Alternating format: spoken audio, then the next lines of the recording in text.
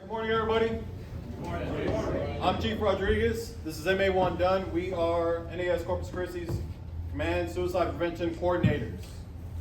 All right. As for the CEO, we will be brief, but we will be thorough. All right. We have the next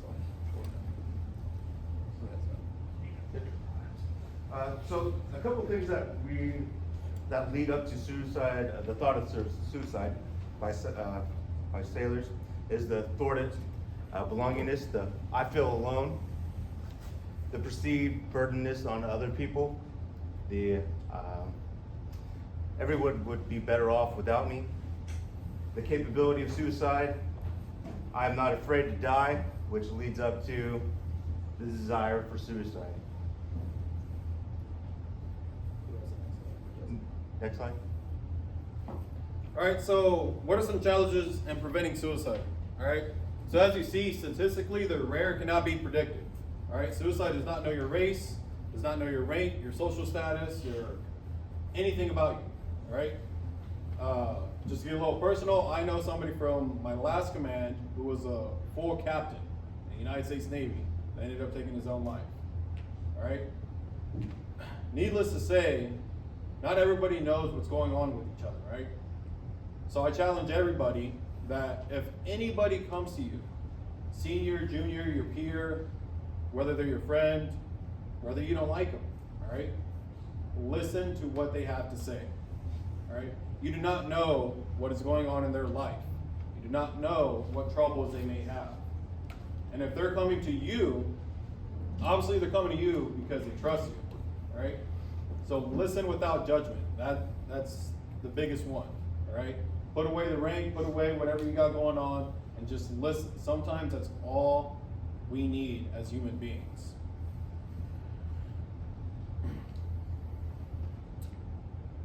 Next slide. A couple barriers to seeking help. This is desire for self-reliance, the society portrayal and culture, judgment, loss of trust of leaders, negative impact of career, loss of security clearance, loss of privacy, gossip, perceived as weak, the get over it attitudes, and lack of awareness of resources. Now, while we're still on this topic, I guarantee you, all of your supervisors, all your chiefs, anybody in your chain of command, this should not be a problem, all right? If you can't go to your chief, go to your divo. You can't go to your divo, go to your department head. You can't go to your department head, go to the CMC, go to the XO, go to the CO. Somebody will listen, all right? I promise you, somebody will. If you don't trust any of them, come to me, or come to MA1 Dunn. If you don't trust any of us, go to medical. If you don't trust medical, go to the chaplain. Needless to say, there are many resources out there, all right? Nobody should be fearful of reprisal or losing your security clearance, all right? It's not gonna happen. Less than 1% of those who come forward lose their security clearance, and it's probably based on other reasons, all right? Next slide. So just some protective factors, right? Spirituality, belonging, purpose, fulfillment, practicing lethal means of safety. If you do have a gun at the house, I encourage that everybody has a safe and everybody has it locked. Just practice good gun control safety, especially if you have kids in the house, all right? Next slide. And then just at the end, as I mentioned, some resources. You have the Military Crisis Line, Military One Source. You have Fleet and Family over at H100.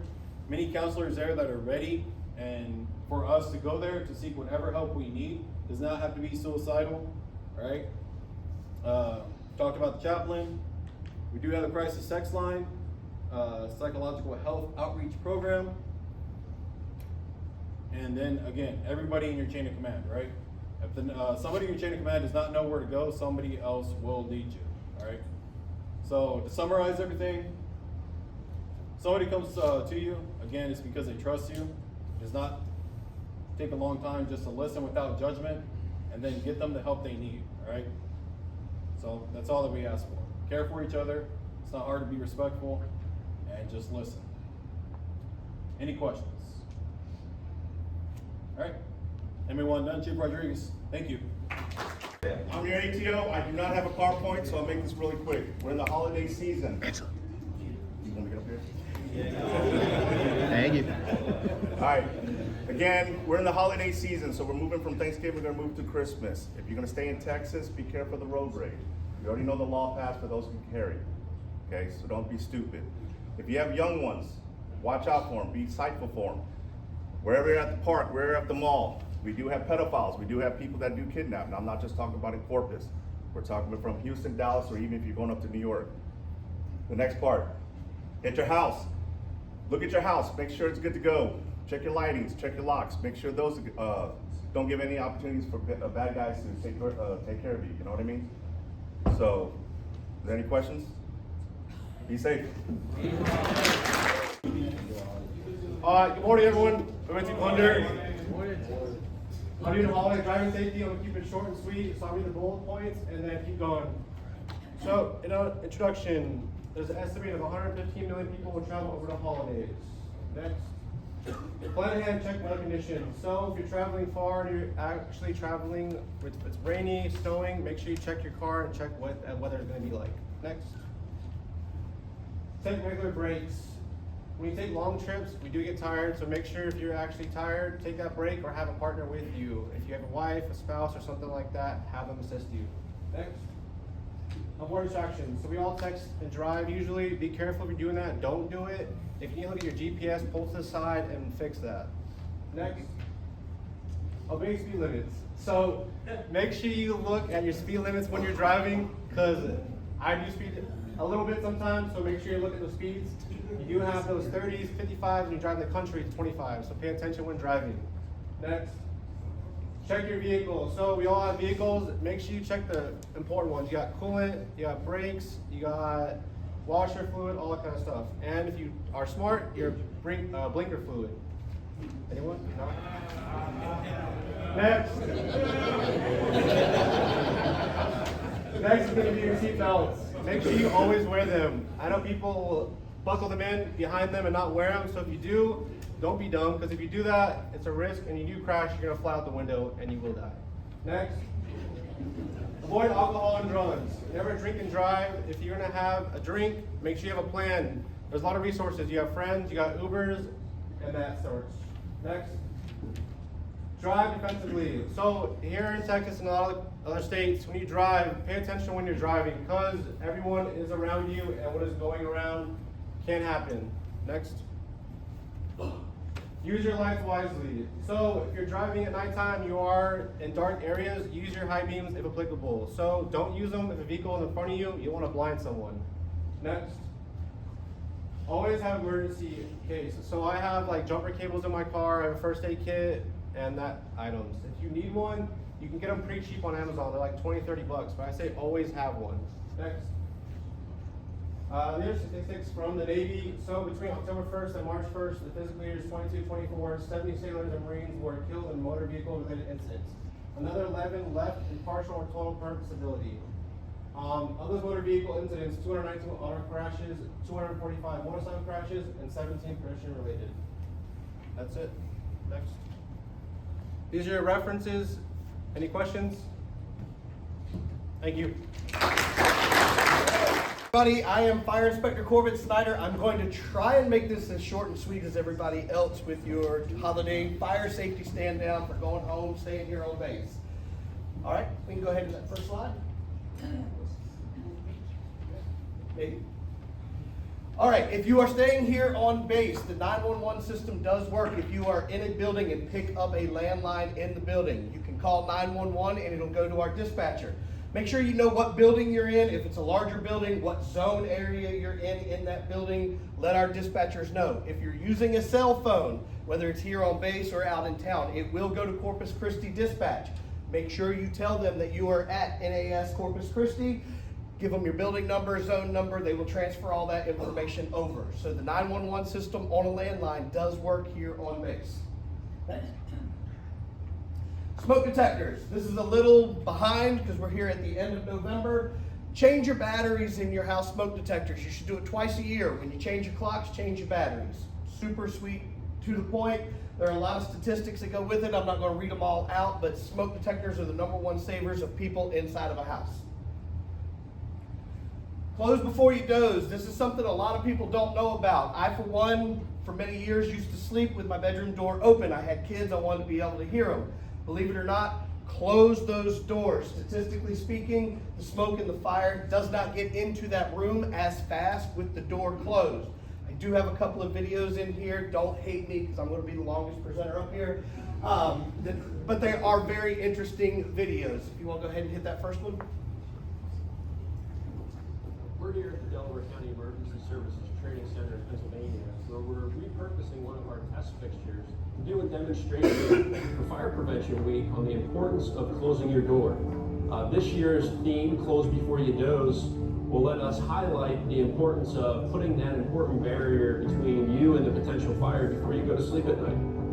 We're going to have an experiment where we're going to light the fire in the living room, cutting off your main source of egress. We're going to see how long it takes those smoke alarms to go off to give you that early warning, and look at what important role that the closed door plays in providing you time to be woken, understand what's happening around you, decide whether or not you can get out safely or not, and ultimately, if you can't, the important protection that it provides you to buy you time so the fire department can come and rescue you.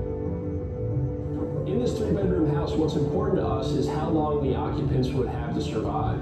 In order to determine that, we've got temperature measurements at every foot in every room in the house. We've got oxygen, carbon monoxide, and carbon dioxide measurements in the bedrooms as well as the hallway to understand what the potential occupants would be exposed to, along with our regular measurements of pressure, video, thermal imaging throughout the house so we can quantify the fire behavior.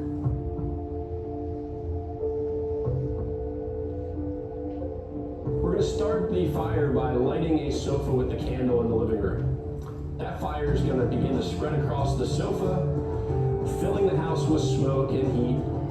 That smoke is going to begin to bank down. What we're looking at is the obvious difference in conditions between the open bedroom and the closed bedrooms and what that means for occupant survival time. We're going to allow that fire to progress, and we're going to be watching the front windows to the living room. The question to us is going to be, are those front living room windows going to fail or not? That fire is going to become ventilation limited, the windows are going to go out, we're going to have fire out of the front of the house, and we're going to continue to look at how that deteriorates conditions inside the house. Once we have that fire out the windows and things are not survivable in the open bedroom, we're going to have our suppression crew go ahead and move in, put the fire out.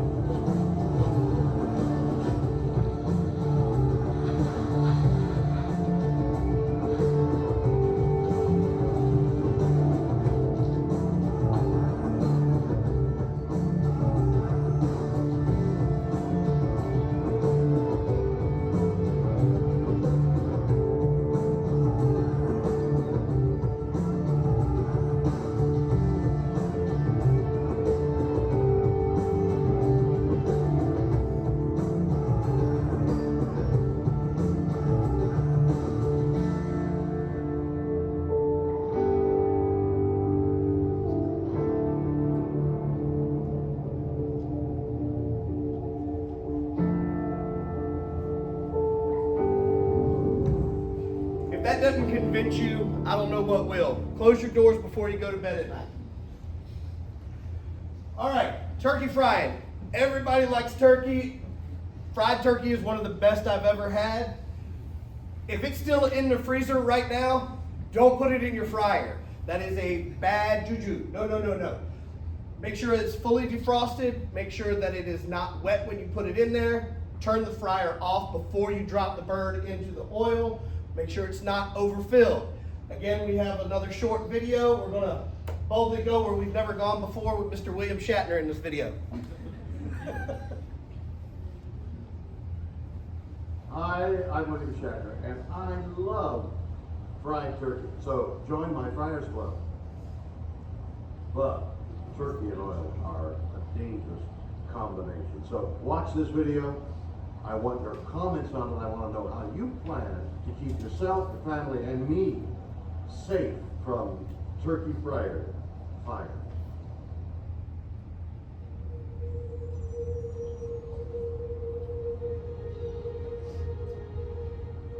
once loved this piece of metal. But our relationship ended suddenly. It started as a hunger. I want a moister, tastier turkey. I want a deep fried turkey. Back then, everyone was doing it. Turkey fryers flew off the shelves left and right. When I laid my hands on that fryer, I didn't want to let go.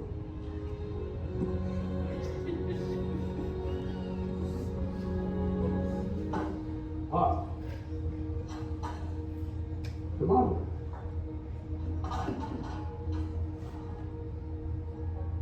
Dingle dangle? Okay. All right. Wet frozen turkey. Pushed together makes steam. Pushing the hot oil over the top and then igniting on the open flame. Don't do that. I learned a great deal. But I was young and arrogant.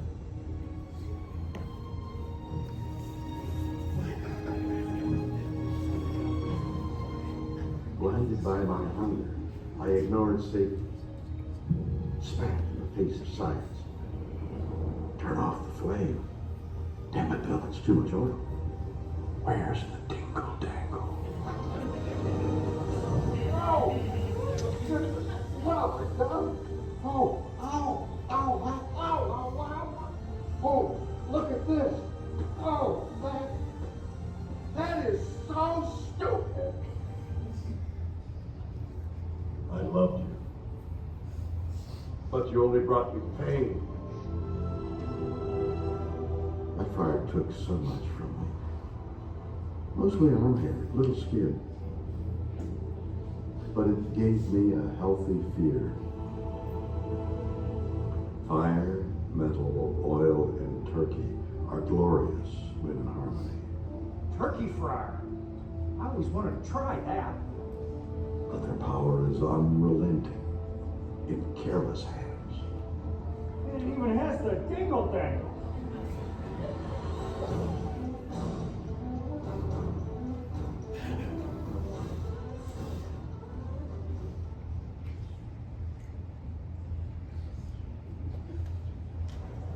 Hi, I'm William Shatner, and my thing, fried turkey. Tastes great. So dangerous, you can't even imagine. I've burned myself, almost burned my house down. It's a great taste, but you gotta be safe.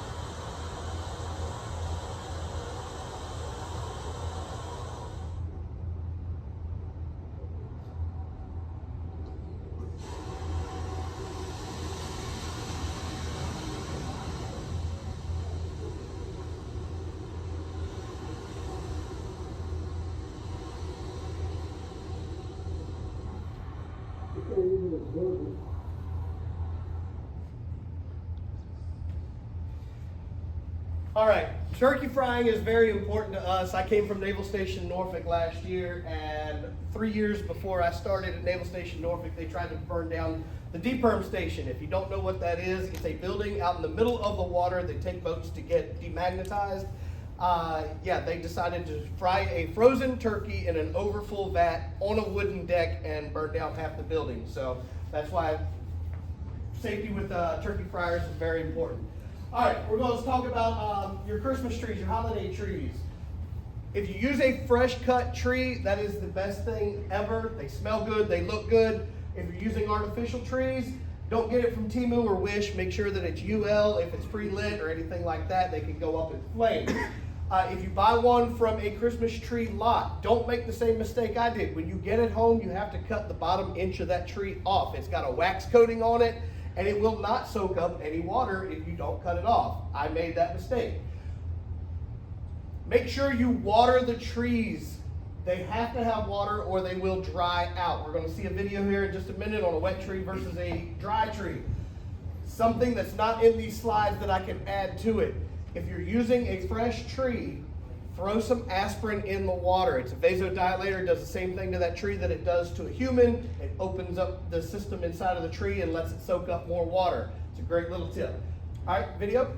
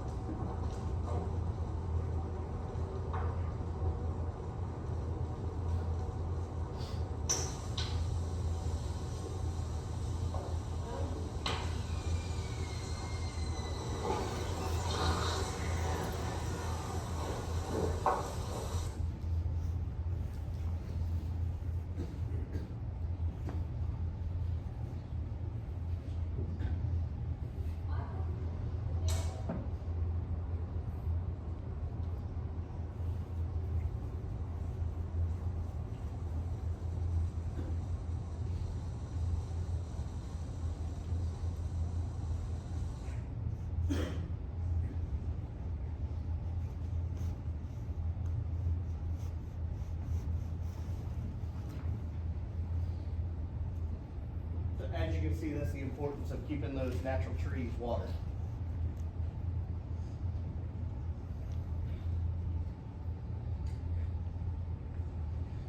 All right, I appreciate your time. Any questions, comments, concerns? You can direct them to Chief Benitez. Y'all have a great and happy holidays. Thank you. I'm Pat Capitan. I'm the Sexual Assault Response Coordinator, known as the SARC. I take care of the command here and all the attendant commands. Captain Jarika owns the SAPA program, but I manage it for him. So I cannot be as short as everybody else, but I'm going to try. So please bear with me. First of all, I want you to know the sexual assault term is an umbrella definition, so it has a lot of different things that come under it. It's really important that you understand that it contains contact offenses, so anybody that's touching someone in the breast area, the chest, the groin, the buttocks, or inner thigh, that includes that, all the way to penetration offenses, which includes sodomy and rape. But it also includes a lot of other things. It includes things like abuse of authority. So if someone's making someone do something they don't want to do in order to advance or to get leave or anything like that. It includes intentional contact. It includes taking advantage of someone who's under the influence of alcohol or on medications, whether they're prescribed or not, or if they're just asleep, you're taking advantage of a vulnerable person. It continues on the definition. There's a lot of different things that come to play. Sometimes you can actually be harassing somebody and easily move over into the sexual assault area because you've contacted a part that you shouldn't have touched, or that it also has to do with the perception of that person, how they feel. They feel that you are trying to sexually assault them.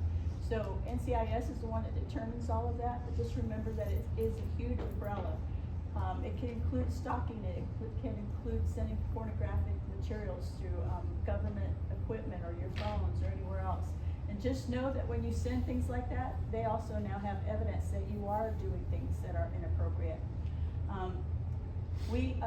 I didn't tell you one thing. I want to make sure you understand that I am the SARC and I manage the program. I am located on the 4th floor. I am the first responder, but I also am very fortunate to have a team that works with me. I have administrative unit advocates who help with the command assessments, and they also are first responders, but we also have unit victim advocates. Their primary role is to provide 24/7 to accompany you to sexual assault departments where you have to talk to NCIS, you get a forensic exam or anything else like that. And recently we've hired a civilian victim advocate. And I'd just like to take one moment that if any of the AUVAs, UVAs, or the CVA are in the room, if you could stand up so people can see who you are. Okay, all right, thank you guys. So I just want you to see that they're not all here because they're all over the base. They're in different departments, different squadrons, the reserve center, anywhere. So you can approach any of those individuals to talk to them about sexual assault. It doesn't have to be the person in your department. It can be anyone.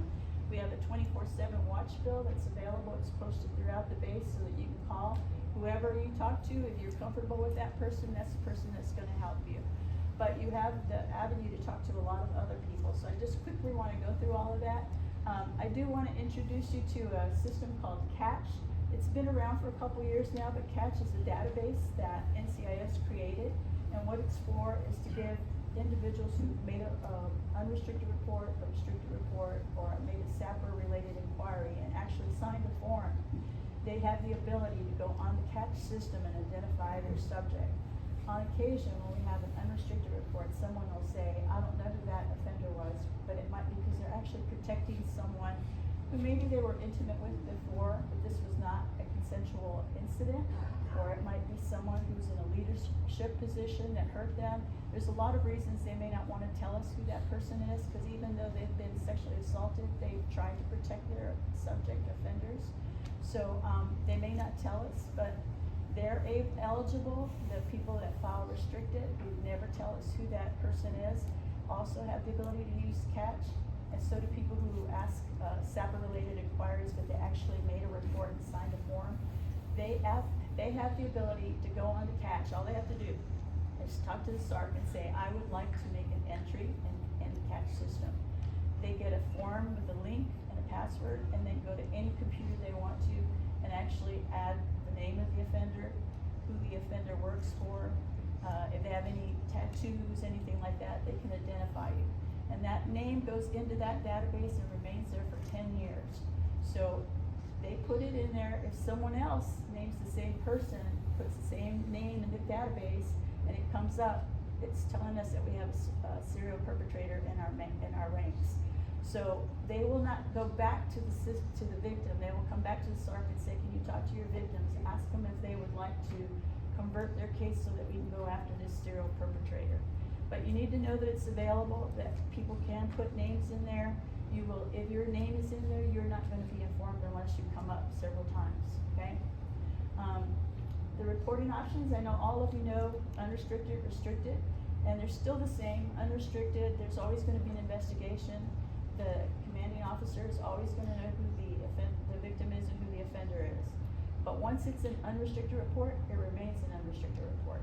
However, the victim always has the right not to participate at any point. Maybe it becomes too much, they have the right not to report, not to participate, but we advise them not to do that because we're trying to build a strong case for them, and it's better if they do participate. But I do understand sometimes it takes a long time, so people just can't handle it that long. In restricted reporting, you know that there is no investigation because what I say to the CO is we have a report of restricted sexual assault, but I cannot identify the victim or the alleged perpetrator. So in both of those situations, remember I said they're entitled to file a Catch entry to name the perpetrator confidentially. They are entitled to a victim advocate. They get all kinds of support services. One of them that's really important for you to know is the victim legal counsel. All victims of sexual assault have the right to a victim legal counsel, which is a JAG who's now turned over to a VLC. That VLC is their attorney. It's just like going off base and hiring one. All they have to say is, I'd like to retain my VLC. That person helps them through the process. They help them if they're eligible for expedited transfers. They help them initiate that expedited transfer and gets them out of here. They also can help them if someone is retaliating against them. If you retaliate against anyone who has filed a sexual assault or who's helping a sexual assault victim, they have the right to come and report it to the CO, to the JAGs, to me, to a victim advocate, and there will be some action that's taken for retaliating. In addition to unrestricted and restricted, things that you should know that change. When you disclose to a member of the chain of command, they are mandatory reporters. They have to report. They have to tell NCIS and law enforcement, and then NCIS and law enforcement will reach out to that victim. However, with the new restricted change, if you go to your chain of command and you say something happened to me and I would really like to go talk to a victim advocate or a SARC. Pretty much, you kind of said it's a sexual assault. That chain of command has to report to NCIS. NCIS will then approach you and say, would you like to participate? Would you like to cooperate with me? At that point, the victim has the right to say, I don't want to participate. I never meant for it to be an unrestricted report, and I'm not going to participate. So they sign a form that says they're declining services. They still now have the ability to go to a SARC or a victim advocate and ask for a restricted report. Okay? They changed that because many times the person that was up here doing the SAPR brief was a mandatory reporter, not a privileged communicator. So they were accidentally making unrestricted reports, and that's not what they wanted. So it's just another line to kind of give everybody more options to get an anonymous report in and to get some help, okay? The other new thing that we have is called SAPR-related inquiries.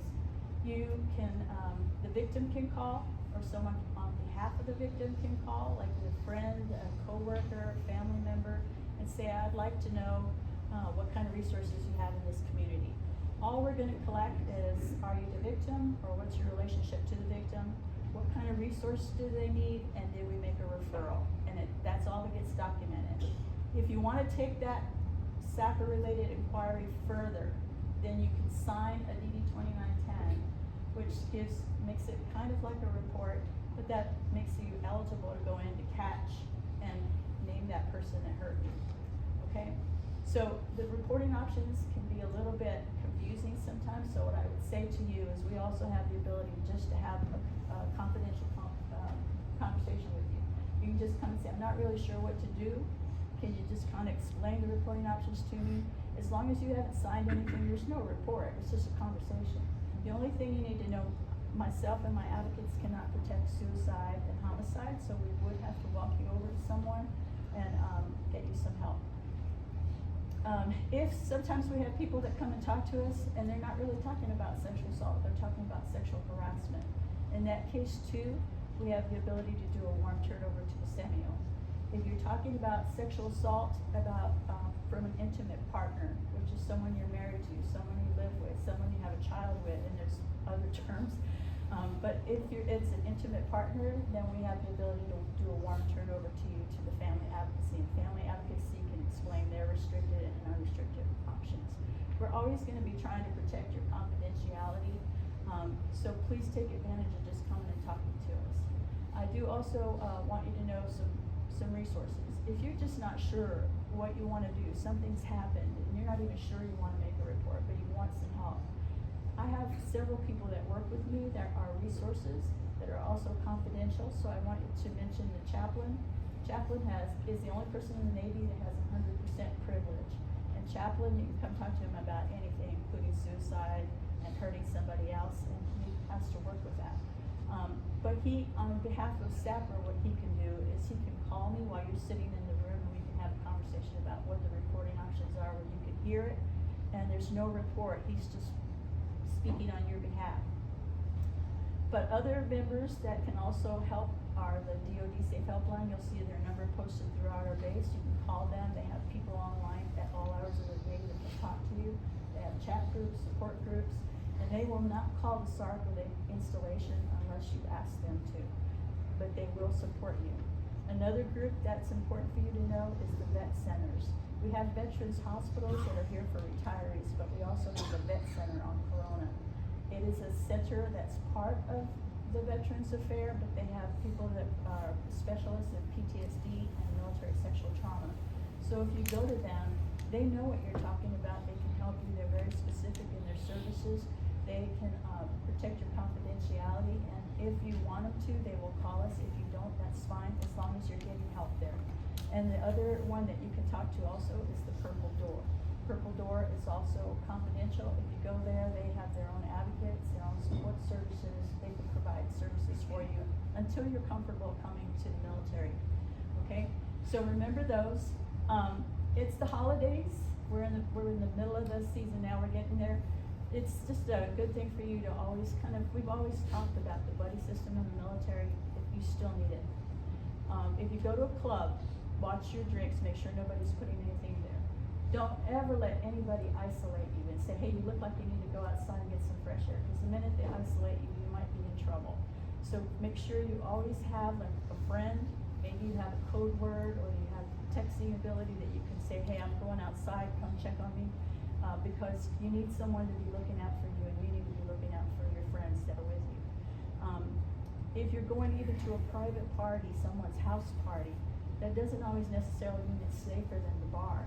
Sometimes, in an effort, maybe you've drank too much at the party, and they put you in a bedroom to let you sleep it off, but nobody's really watching you, and sadly, that's where many of our sexual assaults occur, because someone was vulnerable, laying down, they put them in there to recover from drinking too much, but it's because nobody's watching them, somebody else took advantage. So just always use safety. If it feels bad, your gut instinct's telling you it's not good, please remove yourself from that situation. I finished quickly. The CMG is like 90 minutes, but I know Skipper said.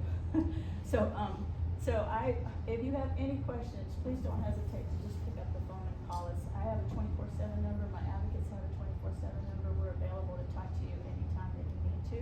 Just pick it up and give us a call, or come and see me on the 4th floor. I thank you for your time. I hope you stay safe this holiday season. Thank you. Can you guess I'm from fitness? Don't talk about looks. So I am Lauren. I am with the fitness center. I am a personal trainer over there. So I'll get that out of the way. If you ever need anything, specialized training, whatever it may be, I got you. Now, let's click. Click. Boom. Okay. We're going to talk about you versus the holidays. Probably about as exciting as the Tyson-Paul fight. If you didn't watch it, don't YouTube it. So, let's talk about our stats here. Going next, we're going to click, click. We are in the green corner, y'all. So, things that we're going to talk about in theory. Healthy eating, what we try to maintain. We try to keep up with regular exercise, even if it's just walking to and from our building. And then routine. Biggest thing, we have a routine. We come to work, we go home, blah, blah, blah. Now, the holidays in the blue corner, they're bringing us parties. Guys, I got a really bad text message on my way over here. The party I'm going to this afternoon, the mashed potatoes aren't going to be there. Thanksgiving's canceled, in my opinion. Food, libations, whatever it is, it throws us off our routine, especially when we're talking about travel. It could be going somewhere, it could be hosting people. Sorry about your in-laws.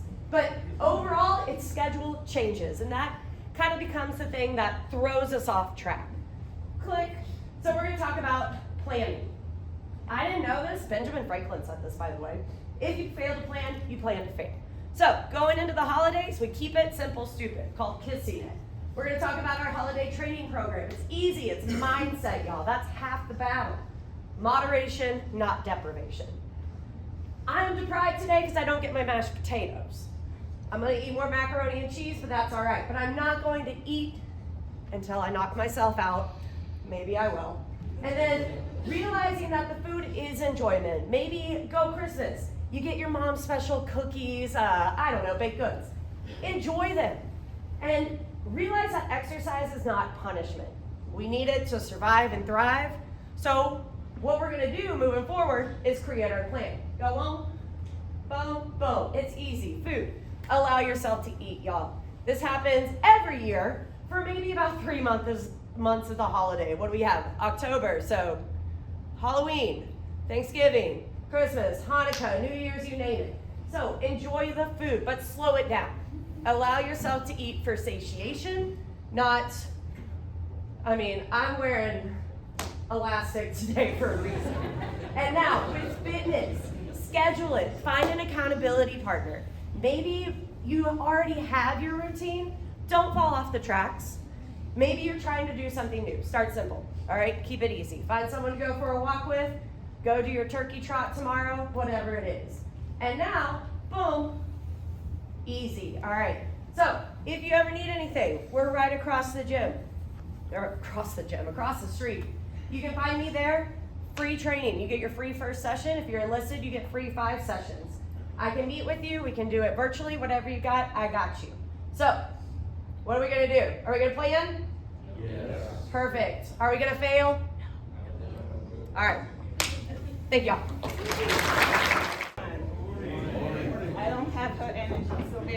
as I come up here. My name is Kendra Millette. I am the personal financial manager with Lee and Family Support Center, building H 100, 4th deck. So I think I'm the last one, so I'm just gonna keep it short and sweet like myself. We know the holidays can be fun and exciting, but it can also be stressful, whether it's physical, mental, and also on your finances. So I'm just gonna go over a few things just to keep in mind as you go through the holiday season that can reduce your stress, save your time, money, and energy. Okay? Just a couple things. So first one, set a holiday spending limit. So when you're setting a spending limit, make sure you're including not just the gifts, but also decorations, parties, outfits, everything that's included in the holiday. Once you set that holiday spending limit, make sure you set a budget for each person on your nice list. So anyone that you're buying a gift for, set those individual budgets as well. Shop early, hunt for deals. We know Black Friday's coming up, small business, Saturday, Cyber Monday. So lots of opportunities to shop around, get those deals, use coupons, BOGO sales, whatever that looks like. Consider making homemade gifts as far as like frames, jewelry, decorations, gift of time. There's different ways that you can save on gifts. And then lastly, use credit wisely. A lot of people go out there swiping. If it's in person, use cash. If it's online, make sure the website that you're using is credible. We go on Facebook a lot, all these pop-up items that look interesting. You may click on it. Some of them are not legit websites, so do your research before you put your credit card in there. And then just make sure you're using your credit card wisely. We don't want debt to ruin our holidays. And that's it for me. If you have any questions, you guys know where I'm located. Enjoy your Thanksgiving and happy holidays. All right, so we got an hour and 2 minutes left on the clock. Not really. So last thing, whatever Benjamin Franklin said, you failed to plan, you plan to fail, or whatever. Well, Ty Trina said, if you didn't make it, don't take it. And if you didn't buy it, don't try it. So as you're going out to these holiday parties or whatever, if you're hanging out with some people that, are into other things that we in uniform can't do, if you didn't make it, don't take it. If you didn't buy it, don't try it. I don't want to see you on the next year analysis come to my office and give me some story that I've heard before. So just remember that little cliche there. Ken, you got anything? No, that's right. So, did everyone hear all the presentations in the back? Because if you didn't, we can have an afternoon session. Okay, so I just want to make sure you all got the information. Enjoy your holidays. Christmas party tickets, holiday party tickets are on sale out the back door, so these doors are locked. You'll be fleeced as you get out.